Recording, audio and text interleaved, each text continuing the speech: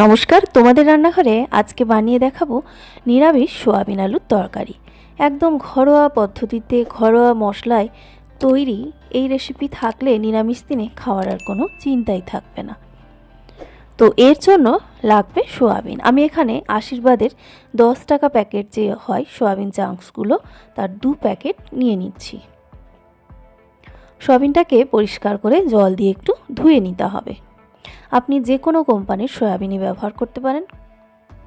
পরিষ্কার করে একবার মতো জল পাল্টে ধুয়ে নিলেই কিন্তু হবে। সবগুলো ধোয়া হয়ে গেছে। এবারে সয়াবিনগুলো একটু হালকা গরম জল দিয়ে ভিজিয়ে রাখবো। 10 মিনিট রেস্টে রাখতে হবে। তার জন্য জল দিয়ে দিলাম দরকার মতো, আর হাফ চা চামচ নুন দিয়ে ভালো করে মিশিয়ে 10 মিনিটের জন্য রেস্টে রেখে দিচ্ছি। জলটা ব্যবহার করেছি হালকা গরম। 10 মিনিটের মধ্যেই দেখুন সয়াবিনগুলো একদম নরম হয়ে যাবে। জল থেকে তুলে নিতে হবে, আর জলটা অল্প চিবড়ে নিতে হবে। খুব বেশি জল কিন্তু চিবড়ে একেবারে শুকনো করে নেওয়ার কোনো প্রয়োজন নেই। অল্প অল্প ভেতরের সোয়াবিনের ভেতরের রসটা যেন বেশি বেরিয়ে না যায়। দেখুন অল্প জল রয়েছে, দেখতে পাচ্ছেন, এরকম অবস্থায় থাকলেই হবে। এবার গ্যাসে একটা কড়াই বসিয়েছি, তাতে 3টে মাঝারি সাইজের আলুকে নতুন আলু নিয়েছি, এখানে ডুমো ডুমো করে খোসাগুলো ছাড়িয়ে কেটে নিয়েছি। এবারে তাতে দরকার মতো জলটা এমন দেবেন যাতে আলুগুলো পুরোটা ডুবে থাকে। সেই সঙ্গে হাফ চা চামচ মতো নুন দিয়ে ঢাকা দিয়ে দিচ্ছি। এবারে গ্যাসের ফ্লেমটাকে হাই ফ্লেমে রাখবো। তারপর যখন ফুটতে শুরু করবে সেই সময় ফ্লেমটাকে একটু কমিয়ে দিতে হবে। কমিয়ে দিয়ে প্রায় 5 থেকে 6 মিনিট আলুটাকে ফুটিয়ে নিতে হবে। নতুন আলু হোক বা এমনি অন্য আলু, যে আলুই হোক না কেন, এইভাবে সেদ্ধ করে এই রেসিপির সঙ্গে দেবেন। রেসিপির টেস্ট কিন্তু আরও ভালো পাবেন। তো আলুগুলো দেখুন হয়ে গেছে। আমি এখন গ্যাস বন্ধ করে নিয়েছি এবং ভালো করে জল ঝরিয়ে স্ট্রেনারের মধ্যেই রেখে দিচ্ছি। এদিকে গ্যাসে একটা কড়াইকে ভালো করে গরম করে নিলাম। এবার তার মধ্যে দিয়ে দিলাম, আমি সাদা তেল দিচ্ছি, আপনি চাইলে সর্ষের তেল দিয়েও রান্নাটা করতে পারেন। কিছুটা নুন ছড়িয়ে দিলাম। নুনটা দেওয়ার পরে এবার এই গরম তেলটাকে কড়াইতে ভালো করে ছড়িয়ে নেব। এরপর ভাপিয়ে রাখা আলুটাকে এর মধ্যে, এই তেলের মধ্যে দিয়ে দেব। আলুটা অবশ্যই ভালো করে জল ঝরিয়ে নিতে হবে। এবারে উল্টে পাল্টে আলুটাকে 1.5 থেকে 2 মিনিট একটু ফ্রাই করব। খুব বেশি কিন্তু ভাজার দরকার নেই, আলুটা কিন্তু অনেকটাই সেদ্ধ হয়ে গেছে। 2 মিনিট মতো নাড়াচাড়া করে নিয়ে এর মধ্যে এবার অ্যাড করে দেব ভেজানো সোয়াবিনটা দিয়ে এবার সোয়াবিনের কালারটা হালকা চেঞ্জ হয়ে যাওয়া পর্যন্ত একটু নাড়াচাড়া করে নেব।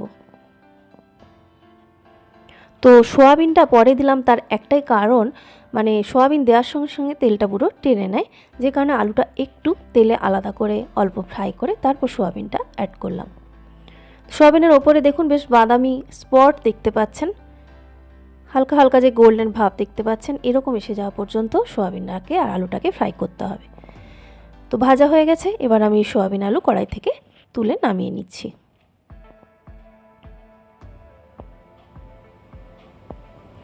এবার এই কড়াইতে দেব সর্ষের তেল।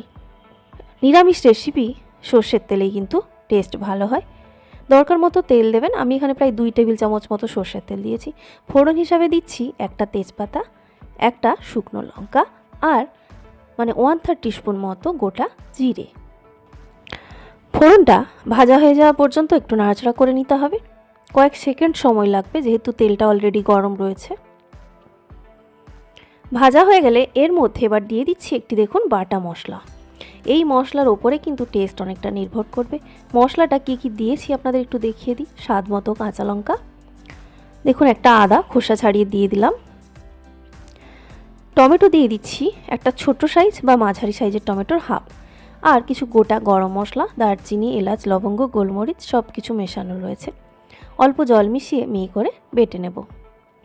একদম মিহি করে বেটে নিয়েছি, দেখতে পাচ্ছেন। এই মশলাটাই আমি অলরেডি কড়াইতে দিয়ে দিয়েছি। মশলাটাকে একটু নাড়াচাড়া করে নিচ্ছি। এরপরে অল্প জল দিয়ে মিক্সার গ্রাইন্ডার জারটা ধুয়ে এখানে দিয়ে দিলাম। এবার নাড়াচাড়া করে মশলাটাকে ভালো করে কষাতে হবে। তার আগে কিছু এখানে শুকনো গুঁড়ো মশলা অ্যাড করব। এই রেসিপিতে আমি জিরেটা ফোড়নে দিয়েছি, তাই এখানে গুঁড়ো জিরে ব্যবহার করব না। দিয়ে দিলাম 1/3 স্পুন মতো হলুদ গুঁড়ো, প্রায় হাফ চা চামচ ধনে গুঁড়ো, স্বাদ মতো লঙ্কার গুঁড়ো দিতে পারেন, এবং আমি কাঁচা লঙ্কা দিয়েছি, আমি এখানে কালারের জন্য একটু কাশ্মীরি লাল লঙ্কার গুঁড়ো ব্যবহার করলাম। এবার নাড়াচাড়া করে তেলটা মানে জলটা শুকনো হয়ে যাওয়া পর্যন্ত মশলাটাকে একটু কষিয়ে নেব।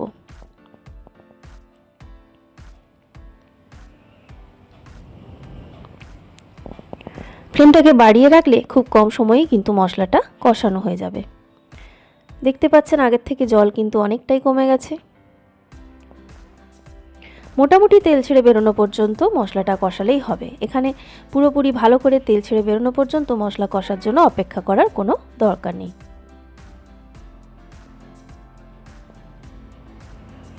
দেখতে পাচ্ছেন জলটা একদম নেই, বেশ ড্রাই হয়ে গেছে মশলাটা।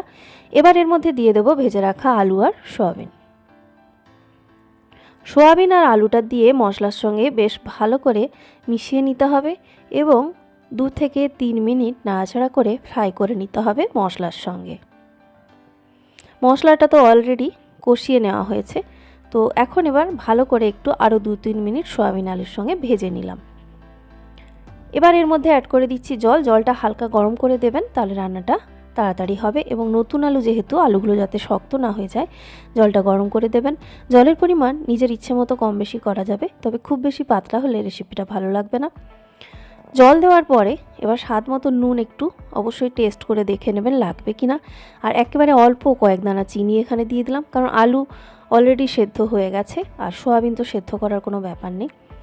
এবার এটাকে মিনিট 5-এর জন্য একটু ঢাকা দিয়ে রেখে দেবো লো মিডিয়াম ফ্লেমে। মিনিট 5 হয়ে গেলে ঢাকাটা খুলে একটু নাড়াচাড়া করে ভালো করে দেখে নিতে হবে কোনো আলু শক্ত রয়ে গেছে কিনা। আর কিছু আলুকে এই সময় কি করবেন, গ্রেভিটা যাতে আরও টেস্ট হয় সেই জন্য কয়েকটা আলুকে একটু ভেঙে দেবেন। সেক্ষেত্রে কি হয়, রেসিপিটা মানে গ্রেভির টেস্টটা আরও ভালো আসে। দেখতে পাচ্ছেন আলু খুব সুন্দর করে সেদ্ধ হয়েছে। আলুর টুকরোগুলো একটু ছোট করে এখানে এই রেসিপিতে করবেন, তাহলে রান্নার টাইমটাও আপনার কিন্তু কমে যাবে। তো আলুগুলো একটু ঘেঁটে দিয়েছি সব কিছু, এবারে ভালো করে মিশিয়ে মিনিট 5 জাস্ট একটু গ্যাস বন্ধ করে ঢাকা দিয়ে রেখেছিলাম। এবার এটাকে গরম গরম রুটি, লুচি, পরোটা, ভাত যে কোনো খাবারের সঙ্গেই সার্ভ করতে পারেন। সবাই ভালো থাকবেন, নেক্সট ভিডিওতে দেখা হচ্ছে।